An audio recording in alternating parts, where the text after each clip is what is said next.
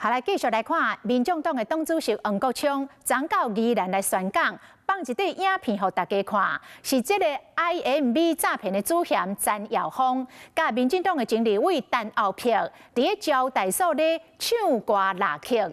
黄国昌质疑，讲民进党的廉政会讲陈后碧是无辜的，根本就是咧护航家己人。民进党廉政会主委回应讲，因并无讲陈后碧是无辜的。 伊嘛认为行为无妥当，已经甲警告。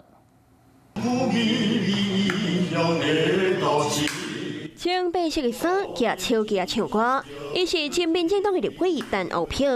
并含伊做伙唱歌是 IMB 的诈骗主嫌詹耀峰。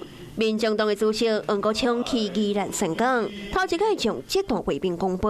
陈欧珀是一个给 IMB 祖先包养的人，一开始还说跟他不熟。我在此。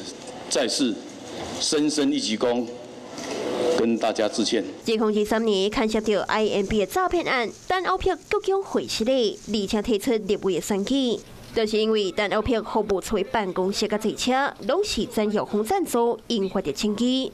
民进党廉政会阁为了这件代志来调查，结果我们的民主进步党中央廉政委员会说陈欧珀是无辜的，这就是你民进党的廉政标准。我们没有说他无辜啊，乱讲，因为他并没有实际上碰触到廉政条例的确切的那个证据，我们还是认为说他这个是不妥当的行为，所以有给他警告。以黄国昌2年来不实指控。 我要严正澄清，司法早已查明，我与 IMB 诈骗案毫无关联。检调法院3度证明我完全清白，事实不容置疑。廉政会解释讲，已经确认陈后碧无牵涉到不法的行为，这件案件也已经签结。